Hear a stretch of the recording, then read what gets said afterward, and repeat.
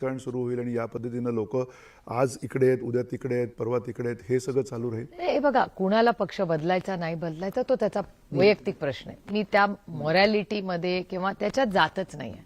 माझं लार्जर पिक्चरचं म्हणणं आहे की भारतीय जनता पक्ष आम्हाला रिजेक्ट करून आला, की काँग्रेस, आणि मी स्वतःला काँग्रेस आयडिओलॉजीमध्ये काम करते, मी माझ्यावर तेच संस्कार झालेत, त्याच्यामुळे मी स्वतःला त्या ब्रॅकेटमध्ये जबाबदार समजते, चांगल्याला पण आणि वाईटाला पण. त्याच्यामुळे जसं चांगलं ऐकायची ताकद असली पाहिजे, त्याचं एका सशक्त लोकशाहीमध्ये टीकाही ऐकायची ताकद ही व्यक्तीमध्ये असली पाहिजे.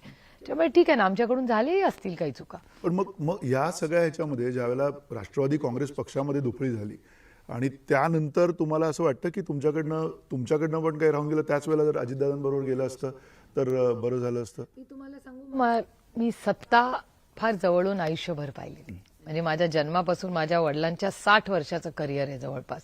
त्यांची 30 वर्ष विरोधात गेली, 30 वर्ष ही सत्तेमध्ये घेतली. माझ्या 20 वर्षात मी 11 वर्ष विरोधी पक्षात आहे आणि 10 वर्ष सत्ता मी पाहिली. म्हणजे माझ्याही वय. मला असं वाटतं की खूप लोकांना असं वाटतं की विरोधी किंवा हे एका आपल्याला जर लोकशाहीमध्ये जर विश्वास असेल तर मग यश आणि ज्याला आपण अपयश म्हणतो, म्हणजे विरोधी पक्षात राहण्याला मी काय अपयश समजत नाही. ठीक आहे ना, तो एक निर्णय आहे. तर हे दोन्ही पचवायची ताकद आपल्यात असली पाहिजे. त्याच्यामुळे फक्त सत्तेत असलं तरच तुम्ही चांगली कामं करू शकता.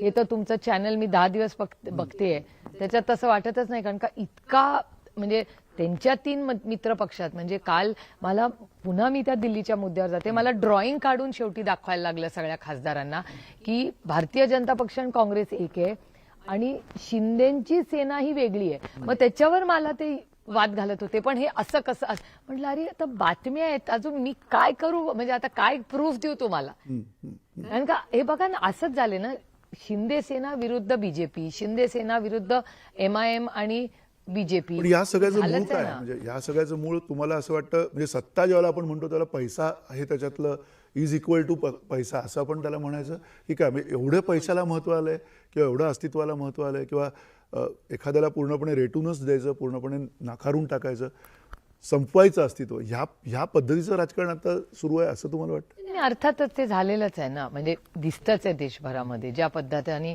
म्हणजे ज्याला मी अनेक वेळा वॉशिंग मशीन म्हणते, की म्हणजे मला विचाराल तर, आणि ही भारतीय जनता पक्षावर मी टीका करत नाही, कारण का मला बऱ्याचशा गोष्टी मी ज्या शिकले विरोधी पक्षात म्हणून त्या भारतीय जनता पक्षाच्या नेत्यांकडून शिकले. आणि मी हे पहिल्यांदा नाही, मी अनेक वेळा हे म्हणलेले की पार्लमेंटमध्ये भाषण करताना जसं आम्ही म्हणजे अटलजींचे व्हिडिओज मी त्यांना काही इतक्या जवळून पाहिलं नाही पार्लमेंटमध्ये, पण मी ज्या पद्धतीने जवळून चिदंबरमजींना युक्तिवाद करताना पाहिलेलं आहे कोर्टात पण आणि डिबेट करताना पार्लमेंटमध्ये, किंवा प्रणब मुखर्जी साहेब ज्या पद्धतीने नंबर्स ते थ्रो करायचे, मला वाटायचं बाबा ह्या माणसाला लक्षात कसा राहतो एवढा डेटा, आणि तो फिंगर टिप्सवर असायचा डेटा, म्हणजे ते काय कागद बघायचे नाही पण डेटा सांगत राहायचे, तारखा जाग. असं वाटायचं बापरे केवढं वाचन करून हे लोक येतात. एवढ्याच आदराने आणि प्रेमाने सुषमाजी आणि अरुण जेटली साहेब, यशवंत सिन्हाजी, किती लोकांची भाषणं आम्ही पाहिलीत आणि त्यांनी कधी पातळी सोडली नाही. म्हणजे तुम्ही कधी युट्यूबवर पाहिलं नाही, एक शेर शायरीचा एक किस्सा आहे जो सुषमाजींचा आणि मनमोहन सिंग साहेबांचा आहे. इतका छान आहे तो अनुभव, तो मी माझ्या डोळ्यांनी पाहिलेला आहे पार्लमेंटमध्ये. त्यामुळे हे जे नातं होतं की एक सशक्त लोकशाहीमध्ये जितकी सत्ता आहे तेवढंच महत्व विरोधी पक्ष आहे, पण विरोधी पक्ष म्हणजे तो कोणीतरी संपलेला आहे आणि तो संपलाच पाहिजे आणि त्याच्यात कोणीच राहता कामा नये. आणि मग सगळे कॉम्प्रोमाइजेस, काँग्रेस मुक्त भारत करायला जर निघाली होती भारतीय जनता पार्टी, तर आज तुम्ही असेंब्लीमध्ये प्लीज जात गेला नसाल तर, आणि लायब्ररीत आपलं ते बॅल्कनीतून एकदा नजर टाका, सगळ्या भारतीय जनता पक्षामध्ये सगळे काँग्रेस आणि एनसीपीचे 60 ते 70% लोक आजही दिसतात. टोटली सगळे काँग्रेसवाले. माझ्याच लोकसभा मतदारसंघात बघा ना, लांब कशाला जायचं, खुद के घर में पहले झाको दुसरे के लिए बोलने के लिए. माझाच मतदारसंघ बघा, माझ्या मतदारसंघात माझे आजही त्यांच्याशी कौटुंबिक संबंध आहेत, जरी ते वेगळ्या पक्षात असले तरी. कारण का मला असं वाटतं की आपले राजकीय मतभेद हे मनभेद होता कामा नये, कारण का कधीतरी आम्ही सगळे एका ताटात जेवलेलो आहोत. त्यामुळे माझ्याच मतदारसंघात बघा, हीच परिस्थिती ठाकरेंमध्ये होती, ठाकरेंचे मनभेद झालेलं कळत होतं, आता एकत्र आलेले आहेत. पण हे सगळं असताना तुम्हाला असं वाटतं की पवार, जर तुम्ही म्हणता की कौटुंबिक पातळीवरती एकत्र होतात, आणि आता तेच कार्यकर्ते जे तुमच्यासाठी भांडले होते, तुम्हाला निवडून आणण्यासाठी भांडले होते, एकमेकांशी भांडले होते, त्या कार्यकर्त्यांना आता वाऱ्यावर सोडल्यासारखी परिस्थिती आहे. ते लॉजिक सगळीकडेच ऍप्लिकेबल आहे ना. ज्या भारतीय जनता पक्षाच्या विरोधात ताकदीने अजित पवारांचा पक्ष जो आहे आज तो लढला, हे कार्यकर्ते आज एकत्र आहेतच ना सगळे.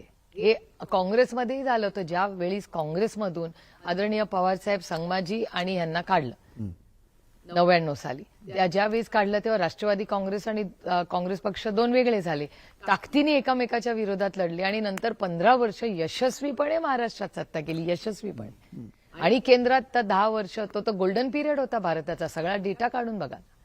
जी ग्रोथ झाली त्यामध्ये, म्हणजे जे आज ज्या मोबाईल तुम्ही वापरता, आज भारताचं जी शेतीमध्ये परवा दिवशी 1 नंबरला आपण आलो असं जे बोलले, ते 2 नंबरपर्यंत न्यायचं जेव्हा चायनाचं पण होता तांदूळामध्ये, तेव्हा आदरणीय पवारसाहेबच होते ना.